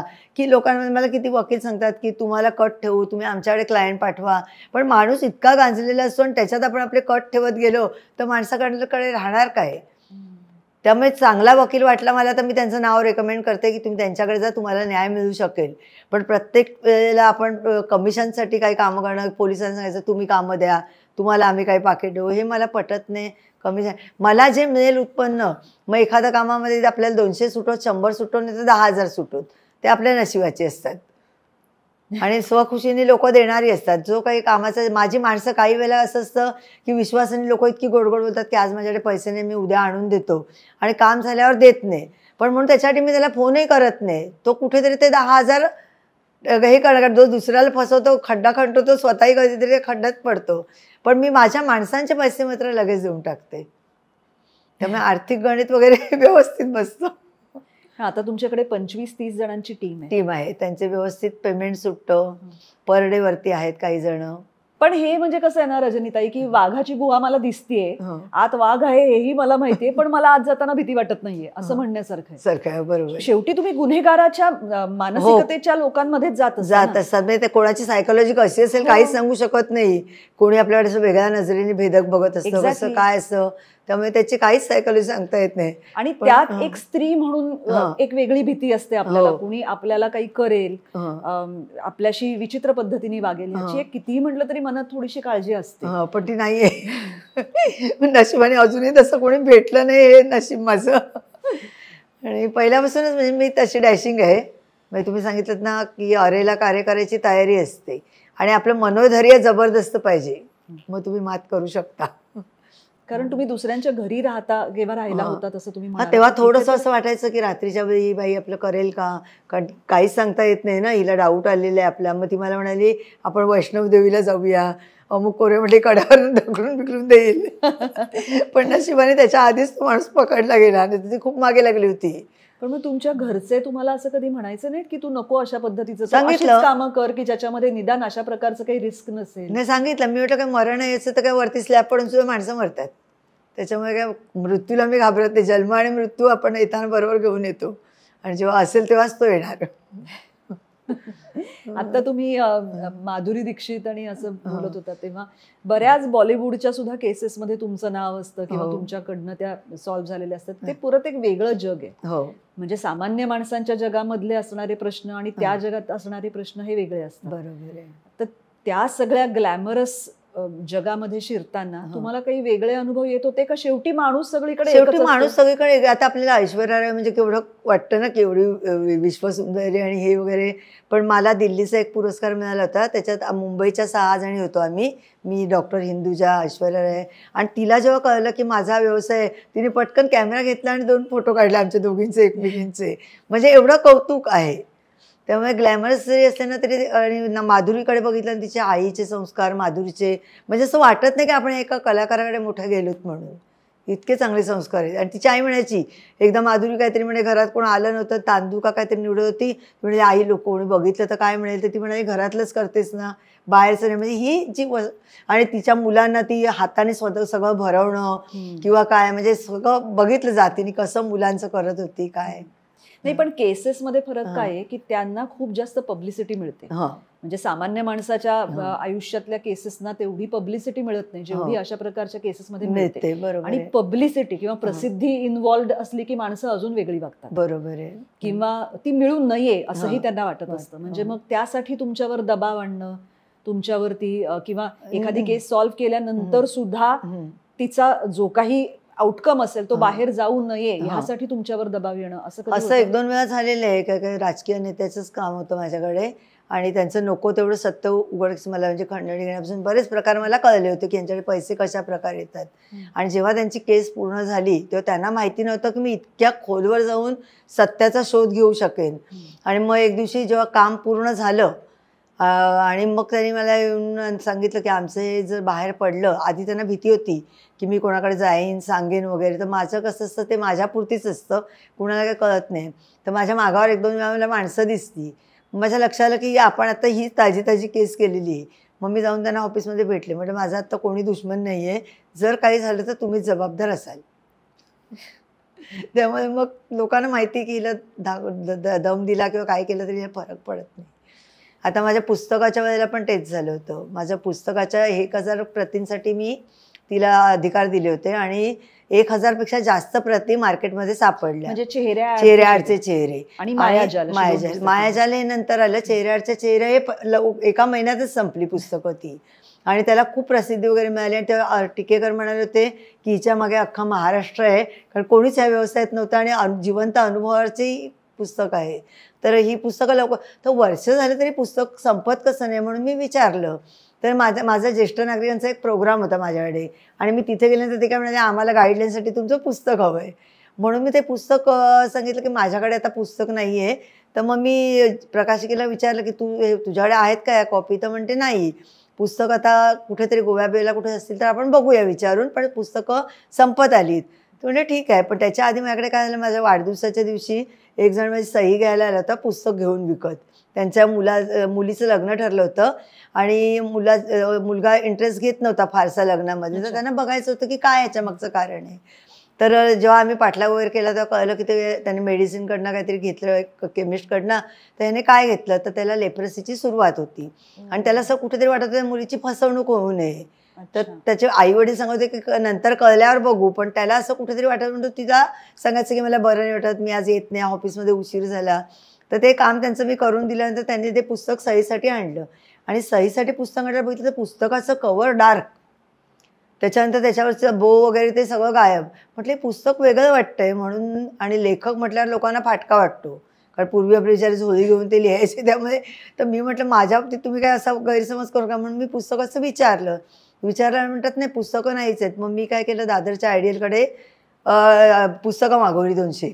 मी स्वतः पिक्चरमध्ये आले नाही आणि म्हटलं मला 100 पुस्तकं आत्ताच्या आत्ता हवीत. तर त्यांनी ती पुस्तकं मागवून दिली. त्याच्यावर पुण्याचा पत्ता होता, म्हणून मग मी पुण्याला पोहोचले पुस्तकं कुठून आली म्हणून. कारण एका माणसाकडे जर 1000 प्रती आहेत तर देशात एवढे वितरक आहेत, म्हणजे पुस्तकं किती काढली असतील. आणि मग हे मी प्रकरण शोधत असताना मला मारायच्या धमक्या आल्या, सगळं काय झालं. पण मी त्याच्यात नाही, म्हणजे कोर्टामध्ये माणसं आणली होती. पण मी साहेबांच्या कानावर घातलं होतं की असं असं आहे आणि माझ्या मागावर. तर ते म्हणाले डुप्लिकेट कॉपीज काढलेलेच आहेत म्हणून. मग त्याच्यानंतर पण मी दाखवायची नाही की माझी साहेबांची किती जवळची ओळख आहे किंवा माझी म्हणजे माझ्या सगळ्याच पॉलिटिकल बायका आहेत, त्या मैत्रिणी आहेत. पण मी कधी कोणाचे वशिले किंवा काय मला वाचवा किंवा कुठल्याही प्रकरणात मी कोणाला घेत नाही. तर तेव्हा फक्त साहेबांना मी सकाळी सांगितलं की रात्री आमच्याकडे 12-12:30पर्यंत लोकांचे फोन होते आणि मी आणि रीमा लागू एका कार्यक्रमाला पुण्याला होतो आणि सारखं तू ही घरी कधी येणार आहे, आम्हाला भेटायचे. कारण त्यांना कळलं तर हिला पुस्तकाची रिॲलिटी कळली आहे, त्याच्यामुळे आपण आता काहीतरी केल्याशिवाय मार्ग नाही आणि आपलं नाव खराब होईल, म्हणून त्याने खूप प्रयत्न केले. मग मी रात्री आल्यानंतर 1-1.5 वाजता घरी आणि पुण्याच्या DCPना कॉल केला की मी मुंबईला चालले. तर म्हणे प्रोटेक्शन पाहिजे का, म्हटलं नको, जाताना काय झालं तर हे लोक असतील एवढं समजायचं. असं करून मग मी तिकडनं मुंबईत आले. रात्री 12 वाजता साहेबांना फोन केला तर ते म्हणे उद्या सकाळी 10लाही येतो. मग त्यांना मी सांगितलं, म्हटलं मी खोटा आरोप करते का, बघा हे पुस्तक असं असं आहे. तर म्हणजे सगळं बरोबर आहे. तिकडे ते तांबे पण बसले होते जे हे चालवतात ते, मग त्यांनी पण बघितलं. तर म्हणे या मुलीबद्दल मला खूप आदर आहे, स्वतःच्या कर्तृत्वावरती, आणि तिला आपली माणसं फसवतात हे किती चुकीचं आहे म्हणे. म्हणजे इतकं प्रेम आस्था हे लोकांकडनं मिळत गेलं, कारण लोकांना माहिती हिला सत्य पाहिजे, बाकी हिला काही नको आहे. मला पदासाठी किंवा राजकारणात विचारणा गेली की तुम्हाला इंटरेस्ट आहे का राजकारणात येण्याचा, म्हटलं नाही. मला वृद्धाश्रमात माझं काम करशील का, एवढंही विचारलं. म्हटलं आई वडिलांची सेवा सोडून बाहेर जाण्यात अर्थ नसतो. त्यामुळे मला कशात तसा विशेष इंटरेस्ट नाही की मला हे पद पाहिजे ते पद पाहिजे. माझी मैत्री सगळ्यांची, पण कोणाकडनं कसल्या अपेक्षा काही नाही. पण तुम्ही अशा एका व्यवसायात आहात जिथे तुमच्या आजूबाजूला सतत फक्त पुरुष असतात बहुतेक वेळा. तुमच्या हाताखाली काम करणाऱ्या तुमच्या टीम मध्ये सुद्धा बऱ्यापैकी पुरुष आहेत. लेडीज ऐकतात तुमचं? हो, मान देतात मॅडम करून. कारण आपल्याकडे बरेचदा पुरुषांना डॉमिनेट असतात, पण त्यांना खूप आदर आहे. म्हणजे मॅडमचं एवढं नाव आहे सगळ्यांचं, आमची मॅडम केवढी मोठी आहे. आणि माझ्यामुळे त्यांची स्वतःची घरंदारं झाली, पैसे कमवले, बिझनेस टाकले. त्यामुळे गुरुपौर्णिमेला वगैरे येऊन पाया पडणं, भेट वस्तू देणं करतात. त्याच्याने ते तुमच्या निरीक्षणाप्रमाणे आपल्या समाजात सर्वात जास्त गुन्हे कुठल्या प्रकारचे होतात? जास्त एकमेकांची फसवणूक प्रचंड प्रमाणात.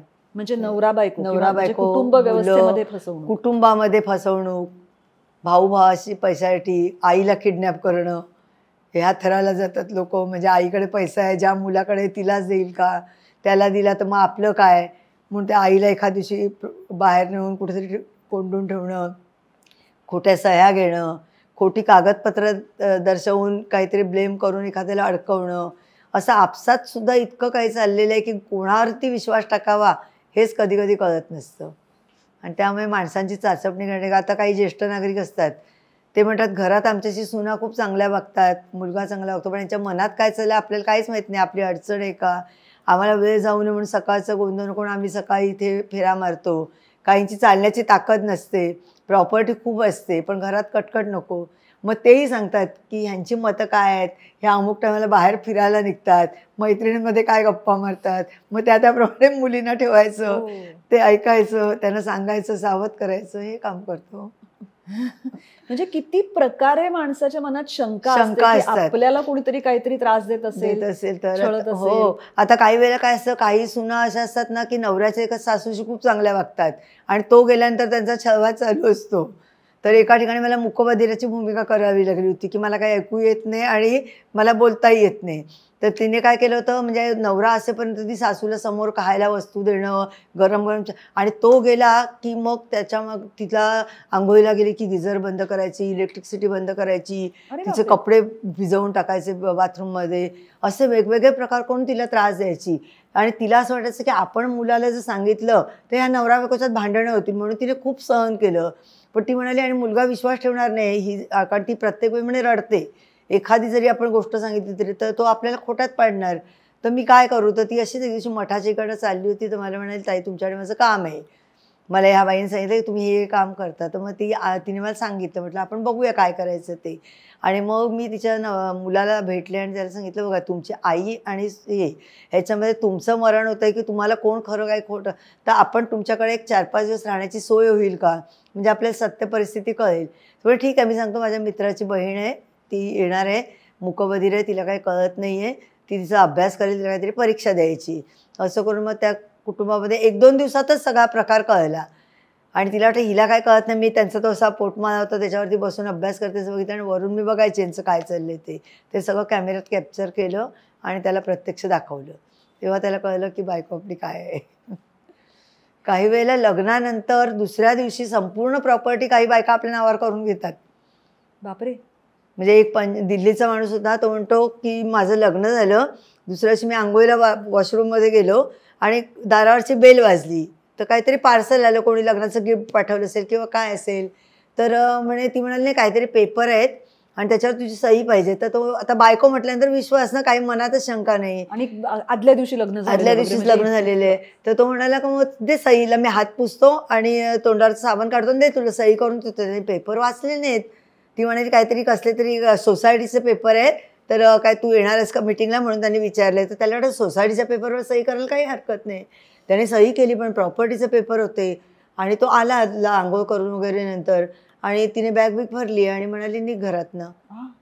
तर म्हणाल का? तर म्हणे तू मला हे सगळं देऊन टाकलेस आणि तू लग्नाच्या आधीच कबूल केलं होतं आणि तिने त्याच्यावर काय काय आरोप केले होते की लग्नाआधी तू माझ्यावर हे केलंस म्हणून तू म्हणाला की 1 दिवसासाठी आपण लग्न करू, हे सगळं तुझं आहे, मी तुला लगेच सोडून जाईन, असं करून त्याला अडकवलं होतं. मग हे सगळं आम्ही सिरियल्स मध्ये लिहिलं की लोक आम्हाला मूर्खत काढतात, पण खऱ्या घटना आहेत या अशा घडणाऱ्या. पण म्हणजे अगम्य आहे अगम्य आहे. अक्षरशः. म्हणजे जेव्हा आम्ही ऐकलं ना एकेकाच्या घटना, तेव्हा काल तर एक माझ्याकडे केस झाली, तर तो म्हणाला तिने संपूर्ण म्हणजे तिचा नवरा तिचे रात्रीच्या वेळी संपूर्ण शूटिंग करतो आणि तिला सांगतो मी सांगेन तसं वाग, नाही तर मी हे सगळं मीडियावर टाकणार. Fact is stranger than fiction म्हणतात ना, हो तसं आहे. तसं आहे. आणि ती अशी घाबरून उभी असते, पण काही कोणाची बेडरूममध्ये तुमच्या काय घडते नवरा कशा कोणाला माहिती असणार. आता ना तंत्र खूप बदलत चाललंय. हो, त्यामुळे आता स्पाय कॅमेरे हो. किंवा काही अशा गोष्टी आहेत की तुम्ही इथे बसून सुद्धा फॉरेनला ऐकू शकता की आपल्या मागे हो. लोक काय बोलतायत काय नाही, हे आता खूप चांगले मग ह्याचा तुम्ही वापर करतो. आणि उलट ते इझी झाले त्याच्यामुळे. आता सायबर क्राईमही खूप वाढलंय. हो, पण ते अजून मला खूप शिकायचं आहे आणि त्याच्याकडे सायबरची काही आहेत माणसं की त्यांची हेल्प होते काही बाबतीमध्ये. पण खूप गुन्हेगारी वाढली आणि खूप लोकांचे पैसे डुबतायत. एक तर 60-65 वर्षाच्या बाई विधवा होत्या, 2 मुलं अमेरिकेत शिकतायत. त्यांना कोणीतरी असं फेसबुकवरती माणूस भेटला की तो म्हणाला मी मेजर आहे, माझी प्रॉपर्टी, मी युकेला असतो, माझ्याकडे खूप पैसा आहे, हे आहे, तर मी मुंबईला येईन तुझ्यासोबत राहीन वगैरे. तिला वाटलं चला आपल्याला आधार मिळेल चांगला. आणि नंतर तो तिला काही काही वस्तू पाठवायला लागले. तिला वाटलं माणूस खूप चांगला आहे आणि नंतर म्हणाले मी आता ही सगळी प्रॉपर्टी विकतो आणि मुंबईला येतो. आणि सांगितलं की मी दिल्लीला अडकलो आहे, माझ्याकडचे एवढे पैसे बघून माझ्याकडे आता मागणी करतायत ही लोक पैशाची, तर तुम्ही मला कसंही करून आत्ता मला पैसे पाठवतो. ती म्हणाली माझ्याकडे एवढी अमाऊंट नाही आहे. तर म्हणजे तू काही घर गहाण टाक, काही कर, पण पैसे उभे कर. आणि तिने ते सगळं केलं त्याला पैसे पाठवण्यासाठी आणि सगळं गेलं ना. आता ही गोष्ट ती कोणाला सांगणार? घर गेलं, दागदागिना गेला, पैसा अडका गेला. नाही, आणि त्यातही वयस्कर माणसं फसवली जाण्याची तर आपल्याकडे. हो, आणि मुलांना काय सांगणार की ह्या वयात मी जोडीदार बघत होते आणि मी अशी फसले म्हणून. कारण अक्षरशः त्यांना डोक्यावर परिणाम होण्याची वेळ येते. नवीन तंत्रज्ञान किंवा ह्या सगळ्या हो, नवीन मग गोष्टी कळत नसतात, कळत माहिती नाही. नसतात. काही वेळेला काय करतात ही लोक जी फसवतात, ह्या मुलं मुली तर हल्ली प्रचंड, मुली तर खूपच, म्हणजे कोणावर पळून जातोय, तो आपल्याला विकणार आहे का, काही पत्ता नसतो. मुलगा आवडला की निघून जायचं. एका मुलाने असंच प्रेम केलं, 10वीतली मुलगी होती, परीक्षा दिली, आईवडिलांना कळलं तर हिचं काहीतरी अफेअर आहे म्हणून त्यांनी तिच्यावर बंदीच ठेवली होती. पण नंतर 4-5 महिन्यात तिने सगळं सोडून दिल्यासारखं दाखवलं आणि परीक्षेचा शेवटचा पेपर दिला आणि निघून गेली घरातनं. तिचा शोध, तिला तो घेऊन नेपाळला गेला. नेपाळच्या बॉर्डरवरनं तिला तो विकणार होता, पण तेवढ्यात आपली माणसं पोहोचली आणि तिचं आयुष्य वाचवलं. बापरे. म्हणजे किती कठीण असतं. पण तुम्ही खरंच अशा प्रकारचा काहीतरी एखादं म्हणजे ज्याला म्हणजे जर सिरियस होते ते असं, मला आपलं ट्रेनिंग स्कूल पण सुरू करायचे डिटेक्टिव्हचं आणि हे पण करायचे. पण त्याच्यापेक्षा मुख्य म्हणजे काय आहे की गव्हर्नमेंटनी ह्याच्याकडे लक्ष देऊन डिटेक्टिव्ह तयार करणं किती गरजेची गोष्ट आहे हे त्यांना कळलं पाहिजे आणि त्यांनी याला परवानगी दिली पाहिजे, लायसन दिलं पाहिजे. कारण लोकांची खूप गरज आहे. आणि जसं पोलिसांना तुम्ही अधिकार देता की एखाद्याचं लोकेशन ट्रेस कर किंवा एखाद्याचं बिल काढ, तसं तुम्ही कोणाशी बोलता. आता मुलं पळून जातात, कोणाशी कॉन्टॅक्ट आहेत, ती कुठल्या व्यसनाच्या आहारी आहेत, त्यांना लॉक करतात. ती मुलं, आईवडिलांना माहिती नाही आहे मुलं काय करतायत ती. आणि मग अशा वेळेला त्यांची संगत कोण आहे, आपण कुणाला फोन करणार, माझा मुलगा घरी आला नाही हे कुणाला पण सांगू शकतो. आता एक मुलगी रात्री 1 वाजता घरातनं जाते, ती पहाटे 6-7ला येते. शेवटीच्या ॲक्टिव्हिटी काय आहेत म्हणून तिच्या घरी कॅमेरा लावला, तेव्हा ती आईला कळलं की रात्री 12-1ला निघते. हे त्या आईने प्रयत्न केला तरीही सापडत नाही. दुसऱ्या दिवशी येते तेव्हा तिच्या इथे अंगावरती जखमा दिसतात, सगळं सतत टेन्शन. पण काहीच कळत नाही की कोणाच्या संपर्कात आहे. मग आता तिच्या मागे माणसं लावलीत.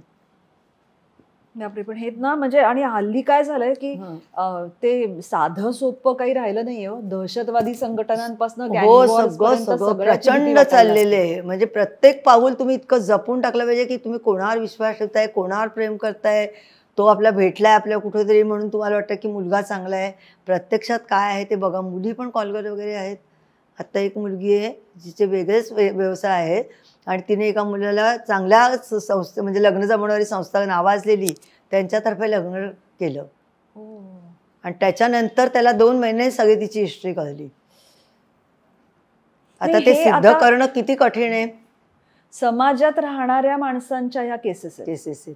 पण तुमच्याकडे अशा ऍक्च्युअल गुन्हेगारी संघटनांचा वगैरे सुद्धा काही तुमच्याशी संपर्क? तेवढे नाही. त्यांचं अंडरवर्ल्डमध्ये खूप त्यांचेच लोक खूप असतात आणि एखाद दुसरी अशी येते की एखादी बाई फसली गेली आहे, तिला कोणी जर त्रास दिसेल तर ती येऊन सांगते की ह्याचा अजून कोणावर आहे का, माझ्यासारखी आणखीन कोणी फसण्यापेक्षा आपण तिला सावध करूया.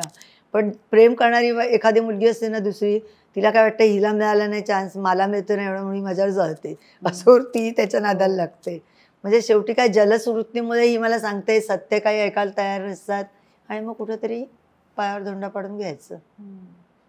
आता एक आर्टिफिशियल इंटेलिजन्स हा पण नवीन प्रकार आला. हो, खूप आलाय, खूप जास्त आलाय. एआयचा वापर करून चेहरे एकाच्या शरीरावर दुसऱ्याचा चेहरा लावून काहीही करतात. पण तेच ना, मग ते नंतर आणि माणूस घाबरला जातो की तुमचे माझ्याकडे फोटो आहेत, एवढे पैसे टाका. आणि माणूस म्हणतो पोलिसची माणसं आहेत, CBI आपल्याला दिले पाहिजेत. मग तिथेच माणूस फसतो ना. आपण कधीच व्हेरीफाय करत नाही की खरंच तो आहे का. पण मग तुम्ही काय सांगू शकाल, काय बाबा एक 3-4 गोष्टी सर्वसामान्य माणसांनी जगताना रोजच्या आपल्या जगण्यामध्ये ह्या गोष्टींचं भान ठेवावं? तुम्ही कोणावर विश्वास टाकताय, ती व्यक्ती कितपत योग्य आहे, तो आपल्याशी गोड बोलतोय त्याच्या मागचं कारण काय आहे हे सगळं जाणून घ्यावं. कोणाकडेही स्पष्टपणे आपल्या खाजगी गोष्टी व्यक्त करू नका. जे काही असेल ते स्वतःपुरती ठेवा. जेव्हा तुम्हाला अगदी पूर्ण विश्वास वाटेल की व्यक्ती आपल्याशी मैत्री करण्यायोग्य आहे तरच तुम्ही करा. त्याच्यानंतर कोणी तुमच्याकडनं पैसे उकळण्यासाठी आवाज काढून किंवा वेगवेगळ्या प्रकारचं त्याचं व्हेरिफिकेशन केल्याशिवाय कोणाला पैसे देऊ नका. नाही तर माझा मुलगा अडकलाय कुठेतरी, मला सांगितलंय की त्याच्यावरती केस टाकू, तिला 8 टाकू, तुम्हाला सोडवायचे का पैसे, लोक लगेच ट्रान्सफर करतात, तुमचा अकाउंट नंबर जातो, सगळं जातं, मग तुमचे पैसे बँक खाते खाली होतात. तर हे सगळं तुम्ही जातीने लक्ष द्या. आपण फसतोय का, आपला आधार कार्ड क्रमांक जातोय का, आणि हे सगळं अवॉइड करायला तुम्ही फसते जाणार नाहीत. पण रजनीताई, मुळात आपल्याकडे एक न्याय संस्था आहे, एक पोलीस डिपार्टमेंट आहे, आणि लोक त्याच्याकडे जाण्याचं टाळतात. ह्याचं कारण बदनामी हे एकच आहे का अजून? नाही, एक तर ते खूप बिझी असतात. म्हणजे केस देण्यासाठी तुम्ही जर एखाद्याकडे गेलात तर तो आज भेटलेला ऑफिसर तुम्हाला किती दिवसांनी पुन्हा परत भेटेल हे सांगतं. कारण त्यांना बंदोबस्त, कोर्ट, कुठली काय गोष्ट अचानक घडली, कुठे खून झालाय, कुठे काय चोरी झाली की त्यांना पटापट पळावं लागतं. आणि तिथे इतकी लोक बसलेली असतात की आपल्या आयुष्यातली खाजगी गोष्ट कशी यांना सांगावी हा प्रश्न असतो. बरं, त्यांच्याकडे तेवढा वेळ नाही आहे की तुम्हाला एखादं स्थळ सांगून आले त्या मुलाची जाऊन तुम्ही माहिती काढून आणाल. ते जाणार आहे, तू काय करतोस रे, आजूबाजूच्या लोकांना. मग त्या मुलाशी लग्न केल्यानंतर तो तिचा बदला घेऊ शकतो. बरोबर. तर ह्या सगळ्या गोष्टीसाठी पोलिसांकडे ते अवॉइड करतात. किती वेळा ते म्हणतात ना की आम्ही किती वेळा गेलो आहेत पण आमचं कामच होत नाही. आता मध्ये एका मुलीचं लग्न ठरलं, फॉरेनचा मुलगा तिला हवा होता म्हणून तिने पैसे पाठवले. आधी सुरुवातीला 5 लाख 10 लाख, नंतर त्यांनी जवळजवळ 52 लाख रुपये त्यांच्याकडनं घेतले त्या माणसाने फसवणाऱ्या. मी म्हटलं शेवटी तुम्ही त्याला सांगा की तू जिथे अडकलायस तो फोटो पाठव. त्यांनी शेवटी काय सांगावं, माझा कॅमेरा पडला. इथपर्यंत कारणं आली त्याची खोटी. मग तेव्हा ते समजले का काहीतरी गडबड आहे. पण तोपर्यंत गेले ना 52 लाख, म्हणजे छोटी रक्कम आहे का. म्हणजे त्यामुळे तुम्ही कोणाला 5 लाख द्या, 10 लाख द्या किंवा 2 रुपये द्या, पण तुम्ही योग्य व्यक्तीला. मी भिकाऱ्यांना पण देताना विचार करते खरंच तो अपंग आहे का, त्याचे हातपाय धड असतील तर त्यांनी कामं करावीत. गाड्या पुसणारा माणूस सुद्धा पैसे कमवू शकतो. काही भिकारी नावाखाली ड्रग वगैरेचे व्यवसाय करतात, असंही आहे. काही भिकाऱ्यांकडे मजबूत पैसा असतो. तर तुम्ही दान करताना, पैसे देताना कुठल्या व्यक्तीला देता याचाही विचार करा. आणि मुलं आणि आई वडील हे सुद्धा एक आता खूप नातं बदललंय. म्हणजे आई वडील मुलांना एकदा एक वयात आली की शत्रू वाटतात. म्हणजे त्यांनी काही सांगितलं की ते लेक्चर नको आम्हाला, तुमचा काळ वेगळा, आमचा काळ वेगळा. पण ते अनुभवाचे बोल आहेत. आपल्या आई वडील आपल्या हिताचं बोलतायत हे त्यांना पटतच नाही. आणि जगाचा अनुभव नसतो त्यामुळे त्यांना. आणि माझं म्हणणं काय, म्हणजे प्रत्येक आई वडिलांना काय वाटतं माझं मूल बापरे सरळ मार्गी आहे, कुणाच्या भानगडीत नाहीये, पर्सेंटेज चांगला आहे. नाही, खरा त्याला जगाचा अनुभव, जगात काय घडतं हे प्रत्येक आई वडिलांनी मुलांना सांगायला पाहिजे. पण आपण तेवढा वेळच देत नाही. आपण ट्युशन्स, मुलं कशात बिझी, त्यांच्या मित्रमैत्रिणी, प्रोजेक्ट, त्याच्यामुळे जगाचं काही अनुभवच नाही त्यांना. आणि मग कुठेतरी शिकता वय निघून जातं. मग एखाद्या मोठ्या वयाच्या मुलीनं वाटतं आपल्याला कोण पार्टनर नाही, मग त्या फसल्या जातात. असं असतं ना शेवटी. पण खरंच पण मग आपल्याकडे जर एवढी गरज आहे अशा प्रकारचा काहीतरी एक व्यवसाय असण्याची, तर मग आपल्याकडच्या कॉलेजेसमध्ये वगैरे याचं एक तंत्र. मला गोदरेज कंपनी आणि दुसऱ्या 2-3 कंपनी सांगितलं की आम्ही तुम्हाला देतो जागा, तुम्ही प्रायव्हेटली सुरू करा. पण आधी त्याच्या आधी मी पंतप्रधानांना जाऊन भेटणार आहे की हा व्यवसाय एवढा मोठा आहे की लोकांना त्याची गरज आहे, तर तुम्ही आधी पहिला आम्हाला लायसन द्या. आम्ही पोलिसांच्या बरोबरीने काम करतोय. तू घडून गेल्यानंतर घटना जागा होण्यापेक्षा आपल्याला रोग काय आहे वेळीच कळलं तर आपण इलाज करू शकतो. बरोबर. तर तुम्ही आम्हाला परवानगी द्या, आम्ही देशासाठीही करू आणि लोकांसाठीही करू कामं. आणि मला मिळाली होती प्रशिक्षणासाठी एक जागा. त्यावेळेला सुशीलकुमार शिंदे मुख्यमंत्री होते. पण ती नेमकी कुठला तरी ॲक्ट्रेसला पास झाली होती म्हणून तिथे CRZ आलं आणि गेली ती. आणि त्यावेळेला कसं म्हणजे बाळासाहेब आणि वसंतदादा पाटील वगैरे ना, म्हणजे मला बाळ करूनच हाक मारायचे लहान बसल्यामुळे. तर त्यांच्याकडनं मात्र मला मिळालं असं. पण तेव्हा मला कळत नव्हतं की आपल्याला हा व्यवसाय एवढा मोठा होईल आणि लोकांना याची एवढी गरज असेल. म्हणजे आता तर दिवसभरामध्ये इतके 25-30 कॉल तर कुठेच गेले नाही आहेत. सकाळपासून रात्री कमीत कमी 11 ते 2 पर्यंत माझे 10 तरी कॉल असतात. रजनीताई, कुठल्या केसमुळे तुम्ही सगळ्यात जास्त खचलात मानसिकदृष्ट्या किंवा तुम्हाला त्रास झाला? खचण्यासारख्या खूप गोष्टी आहेत की ज्याच्यामध्ये आपण बघतो की आपलीच माणसं आपल्याला कशी फसवतात. त्यावेळेला मनाला कुठेतरी असं वाटतं की खोटं बोलून पैसे काढणं, कुठेतरी मला पैसे हवेत. आता एक बहीण भावाचं रिलेशन होतं आणि तो प्रत्येक वेळी बहिणीकडनं पैसे मागायचा. कशासाठी? आणि बहिणीची माया असते ती आपली बिचारी प्रेमापोटी पैसे द्यायची.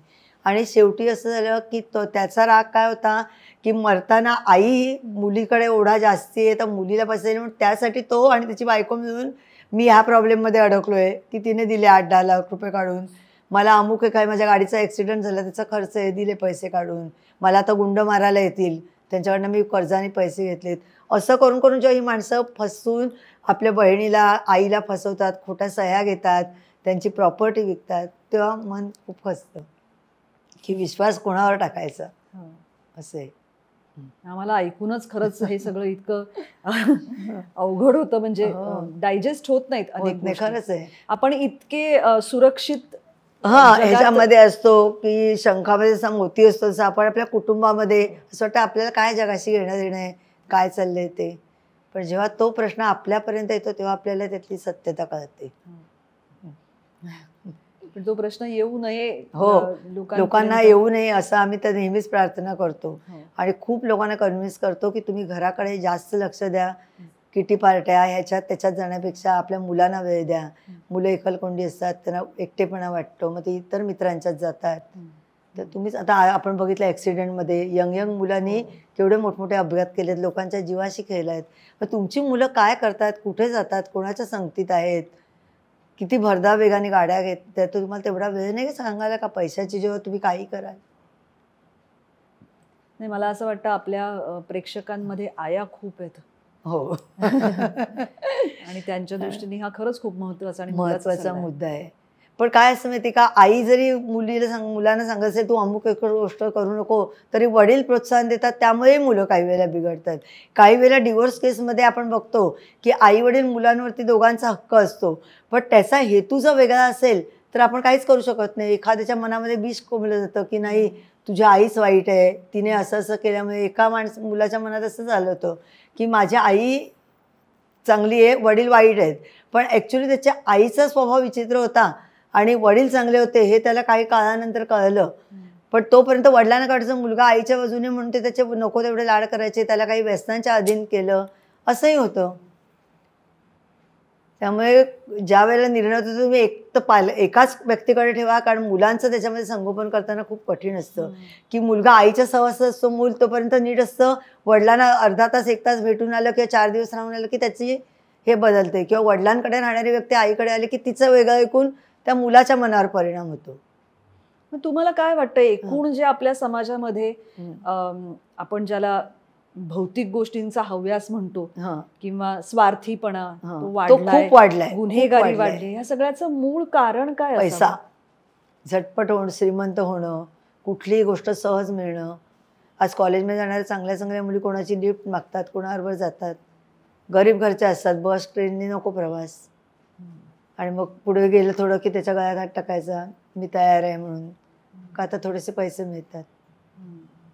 नाही, सगळं पैसा आणि ह्याच्यासाठीच चालले ना, दुसरं काय म्हणणार.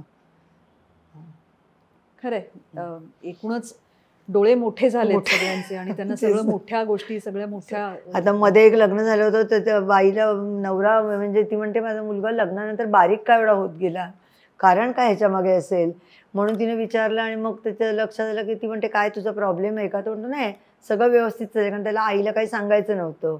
पण मग त्याच्या मित्राला त्याने सांगितलं की असं असं रात्रीचा प्रॉब्लेम होतो आणि माझी बायको म्हणे रात्री उठते, दिवसभर चांगली असते, आमचे व्यवस्थित रिलेशन आहे, पण रात्री 2-2:30ला उठते, केस बीस मोकळे सोडते, माझ्याकडे एकटं बघते आणि माझ्या 2 कानफटात मारते म्हणे.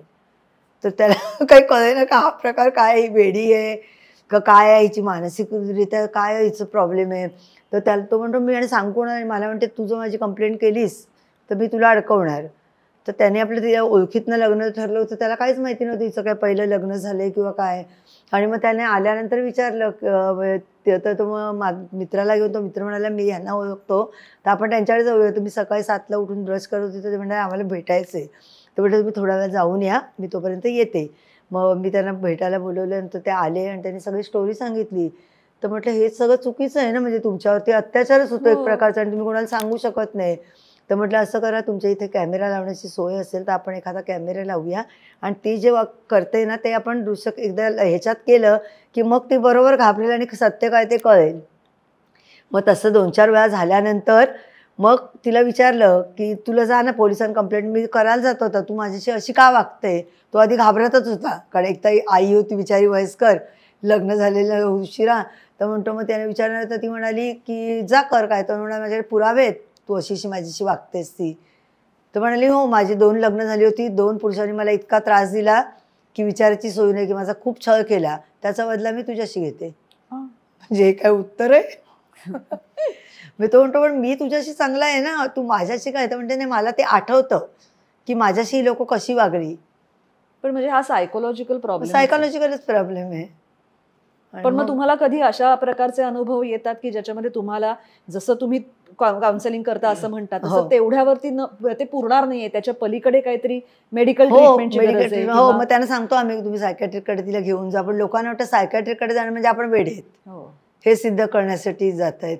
म्हणून तशा त्यांची मानसिकता तयार करणं, किंवा कोण वाईट वागतं तर तुझ्या मनातली भीती काढून ठेव आणि तू म्हण की नाही हा माणूस चांगला आहे, ह्याच्याशी मी ह्याला प्रेम दिलं तर मलाही प्रेम मिळेल, असं सांगून सांगून मग त्या थोड्या ठिकाणावर येतात. असं रजनीताई, आपण ना बहुतेक वेळा जेव्हा आपला काहीतरी व्यवसाय करत असतो तेव्हा आपल्या जवळच्या माणसांशी त्याच्याविषयी कधीतरी काहीतरी बोलत असतो. हो, घरी बोलतो, बाहेर बोलतो, बाहेर समजा नाही तरी निदान घरी कोणीतरी एक दोघं चौघ जण आपले असतात जवळचे ज्यांच्याशी आपण बोलतो.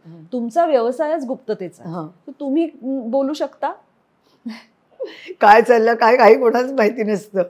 म्हणजे घरात आईला माहिती नाही कोणाची काय केस चालली. आता एक माणूस फरार आहे, आम्ही केस सुरू केली आणि त्याच दिवशी तो खरा सापडला होता.